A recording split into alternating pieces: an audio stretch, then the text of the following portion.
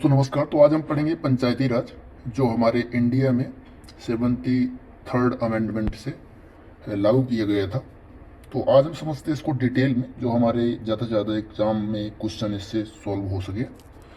तो अगर जो इसकी बात करें तो ये हमारे संविधान के अंदर शेड्यूल 11 के अंदर रखा गया है, और आर्टिकल देखा जाए तो इसमें है, ठीक है। और इसको पार्ट 9 के अंदर रखा गया है कॉन्स्टिट्यूशन में, और इसके अंदर बहुत सारी चीज़ें बताई गई हैं जो इसके अंदर की जाती हैं। तो हम समझते हैं इसको डिटेल में। इस टाइम पे अगर देखा जाए तो पंचायत हमारे देश में ज़्यादातर बहुत जगह है, और कुछ ऐसे जगह हैं जहाँ पे हम लोग समझेंगे किस जगह में नहीं है, जहाँ से हम अक्सर क्वेश्चन बना दिए जाते हैं, इसलिए क्योंकि हमें पता नहीं होता है तो हम उसको गलत कर देते हैं। तो पंचायती राज हमारे इंडिया में 73rd अमेंडमेंट से लागू किया गया था। ये हमारे भारत के अंदर इसका बहुत ही ज़्यादा बेनिफिट भी हुआ है, क्योंकि इसको देखा जाए तो गांव में जो होता है, तो गांव में इसको डेमोक्रेसी इसी के माध्यम से संभव हो पाई है, ठीक है। तो इसको सबसे पहले अगर देखा जाए तो किन्होंने किस कमेटी ने रिकमेंड किया था कि आपको पंचायती राज बनाना चाहिए, तो इसमें कमेटी देख लिया जाए तो बलवंत राय मेहता कमेटी थी जिन्होंने रिकमेंड किया था। अशोक मेहता कमेटी थी, उन्होंने भी रिकमेंड किया था। एक जीवी के राव कमेटी थी, इन्होंने भी रिकमेंड किया था। लेकिन बाद में क्या हुआ कि बलवंत राय मेहता कमेटी कुछ अलग चीज़ें इम्प्रूव करने के लिए बोल रही थी, और अशोक मेहता कुछ अलग चीज़ें कर रहे थे, और जीवी के राव कुछ अलग चीज़ें बता रहे थे। तो लास्ट में क्या हुआ कि 3 टायर सिस्टम के तहत हमारे देश में पंचायती राज 73rd अमेंडमेंट से लागू किया गया, जिसको बलवंत राय मेहता कमेटी ने किया था, ठीक है। इसके अंदर देखा जाए तो बहुत सारी चीज़ें करने की कोशिश की गई। जैसे लिखा है कि इसके अंदर इकोनॉमिक इम्पोर्टेंस को महत्व दिया गया, जिसमें रूरल डेवलपमेंट हो सके। जैसे लिखा है rural development, local development, local taxes के माध्यम से जो पंचायत होती हैं तो वो अपने इनकम का सोर्स बनाती हैं, और गवर्नमेंट भी, सेंट्रल गवर्नमेंट भी कुछ ग्रांट देती है, कुछ पैसे देती है, जिसके माध्यम से सेंट्रल गवर्नमेंट जो ग्रांट देती है, जो पैसे देती है, उसके माध्यम से पंचायत अपनी डेवलपमेंट करती हैं। जैसे आपने देखा होगा गांव में आरसीसी पड़ती हैं, खरंजे पड़ते हैं, नालियाँ बनती हैं, जो भी गांव का डेवलपमेंट होता है। अभी रिसेंट में देखा जाए तो आपने देखा होगा कि उत्तर प्रदेश से, मैं तो उत्तर प्रदेश से हूँ, तो उत्तर प्रदेश में देखा जाए तो पानी की व्यवस्था बहुत अच्छी की जा रही है। लाइट, इलेक्ट्रिसिटी हर जगह ताकि पहुँच जाए। ये सिर्फ गांव जो होता है, क्योंकि गांव अपने बजट से नहीं कर सकता है, इसलिए इसको एक स्कीम के तहत सेंट्रल गवर्नमेंट, स्टेट गवर्नमेंट जैसा पॉसिबल होता है उसके हिसाब से बनाती है। जो इंफ्रास्ट्रक्चर प्रोजेक्ट लागू करते हैं, उनको डेवलप करते हैं। पॉलिटिकल इम्पोर्टेंस देखा जाए तो इसमें क्रॉस रूट डेमोक्रेसी, क्योंकि सबसे पहला हमारा जो स्टार्टिंग होता है जो हमारे समाज का, तो सबसे पहले गांव से ही होता है। तो जहाँ पे लोग रहते हैं वो डायरेक्ट अपना प्रधान चुनते हैं। हमारे यूपी में तो प्रधान बोलते हैं, ग्राम प्रधान बोलते हैं। आपके इधर हो सकता है कि ग्राम प्रधान को दूसरा कुछ नाम से जानते हो, तो प्लीज़ अपने आपके गांव में, आपके क्षेत्र में किस तरह को क्या बोलते हैं प्रधान को, तो उसको अगर कमेंट बॉक्स में आप बताएंगे तो ज़्यादा अच्छा लगेगा, हमें भी समझ आएगा कि इस एरिया में ये बोलते हैं। दूसरा हो जाएगा लोकल इलेक्शन के माध्यम से इनको चुनाव होता है, ठीक है। वुमेन्स पार्टिसिपेशन होती है, ठीक है, जिसके माध्यम से वुमेन्स को रिजर्वेशन भी दिया जाता है। SC ST OBC को सभी को रिजर्वेशन दिया जाता है, और वुमेन को दिया जाता है 1/3 रिजर्वेशन, जिसमें वुमेन्स डायरेक्ट पार्टिसिपेशन कर सकती हैं।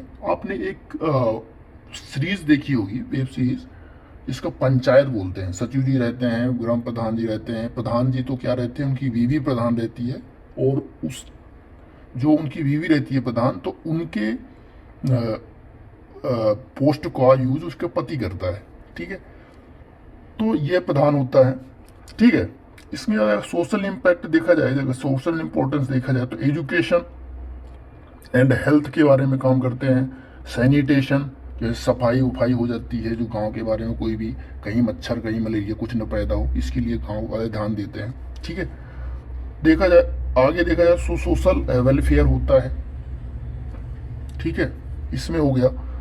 इसके बाद देखा जाए तो हम समझ सकते हैं कि सक्सेस एंड चैलेंजेस क्या है ग्राम प्रधान पंचायत में, पंचायत जहाँ पे है वहाँ पे चैलेंजेस क्या हैं, ये सक्सेस हुई है कि नहीं हुई है। तो इसमें देखा जाए तो एम्पावरिंग विलेज, मतलब गाँव का विकास, एम्पावरमेंट हुआ है, अच्छे से डेवलपमेंट प्रोजेक्ट चल रहे हैं गाँव में, बहुत जगह नहीं हो पा रहे हैं। इश्यू क्या है, इश्यू ये हैं, जो चैलेंजेस ये हैं कि जो करप्शन हो रहा है, क्योंकि वहाँ पे बहुत सारे लोग अवेयर नहीं होते हैं, अवेयर होते हैं कुछ लोग, और कुछ लोग जो अवेयर नहीं होते हैं उनका हक मारा जाता है। उनको उनके लिए स्कीम्स जो आती हैं उनका यूज सही तरीके से वो जानकारी नहीं लेते हैं, तो इसलिए जो उस पोस्ट का यूज करते हैं वो लोग मिसयूज करते हैं कभी कभी। तो ये करप्शन के चैलेंजेस है। फंडिंग शॉर्ट फॉल्स है, तो फंडिंग का प्रॉब्लम्स होता है, क्योंकि उनके पास कभी कभी क्या होता है बहुत लेट फंडिंग आती है, जिसमें से उनके पास में इतने रिसोर्सेज नहीं होते हैं जो डेवलपमेंट कर सकें, और अगर फंडिंग होती है तो उसको कैसे यूज करते हैं, उसमें चैलेंजेस आते हैं। कोऑर्डिनेशन प्रॉब्लम होती है, क्योंकि प्रधान सोचता है कि मैं ब्लॉक के जो ब्लॉक का प्रमुख होता है, सचिव जिसको बोलते हैं, तो उनके पास ये मुझे, क्योंकि कभी कभी होता है कि इनमें मिसमैनेजमेंट हो जाता है कि सचिव कुछ और बोलता है, प्रधान कुछ और बोलता है, क्योंकि दोनों कभी कभी क्या होता है कि प्रधान किसी पॉलिटिकल पार्टी से मिल जाता है, कभी कोई भी मतलब किसी पक्ष का हो जाता है प्रधान, तो वो अपने हिसाब से चलता है, और सचिव होता है तो कभी सरकारी हिसाब से चलता है। तो इसमें कभी कभी होता है कोई भी बजट पास नहीं होता, कोई डेवलपमेंट प्रोजेक्ट चल रहा है तो उसमें देरी हो जाती है, तो ये चैलेंजेस आते हैं। टैक्स ग्रांट है, तो जैसे देखिए जो पंचायत टैक्स से जो पैसा कमाता है तो प्रॉपर्टी टैक्स से भी कमाता है पैसे। गवर्नमेंट टैक्स ग्रांट होते हैं, गवर्नमेंट जो पैसा देती है उनसे। लोकल रेवेन्यू से होता है, लोकल रेवेन्यू बहुत सारी चीज़ें होती हैं जो ग्राम पंचायत होती है, जैसे कोई चौराहा हो गया, वहाँ पे दुकानें हैं तो वहाँ से कुछ टैक्स लगा सकता है, रेवेन्यू कर सकता है विकास के लिए। तो वो जो पैसे इकट्ठा करता है प्रधान पंचायत अपने हिसाब से उसका यूज करती है डेवलपमेंट के लिए। ठीक है, इसके बाद में अगर देखा जाए तो पंचायत कहाँ कहाँ नहीं है, तो जैसे देखा जाए तो इसमें ट्राइबल एरिया हैं कुछ, जैसे नॉर्थ ईस्ट के हैं, ठीक है, जैसे आसाम जो हैं इस तरह, नागालैंड जैसे इस तरह के हैं, तो यहाँ पे हो गई। ठीक है, जैसे हिली रीजन कुछ पड़ते हैं, ठीक है, अर्बन एरिया भी कुछ पड़ते हैं जहाँ पंचायत नहीं है, कैंटोनमेंट जोन्स जो पड़ते हैं वहाँ पे भी पंचायत नहीं होती कहीं कहीं, लेकिन सब जगह ज़्यादातर है। ठीक है, कुछ जगह नहीं है तो वो बता दिया मैंने आपको। अब इसमें हिसाब से लोकेशन में देख सकते हैं जो मैप है, तो जो ग्रीन है तो ग्रीन साइड में पंचायत एरिया है, और जो नहीं है तो यहाँ पे बताते हैं कि ये जो आपका रेड एरिया है तो यहाँ पे पंचायतें बहुत जगह नहीं है। इम्पोर्टेंट सब्जेक्ट अगर देखा जाए तो यहाँ पे पंचायत में जो सब्जेक्ट है इम्पोर्टेंट, इसमें होता है एग्रीकल्चर और रूरल हाउसिंग,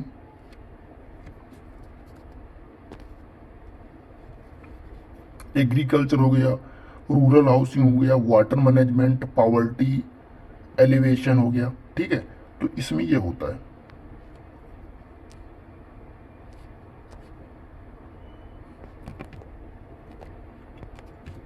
ठीक है, स्ट्रेंथनिंग। और दूसरा देखा जाए इसमें तो इसका जो कंक्लूजन है, तो जो पंचायत है हमारी तो ये मजबूत करती है ग्राउंड लेवल में डेमोक्रेसी को।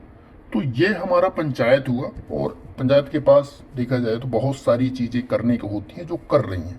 पहले हमारे देश में जब पंचायत नहीं थी उसके पहले जो देखा जाए डेवलपमेंट बहुत कम था, लेकिन आज के टाइम में बहुत सारी चीज़ें बदल गई हैं।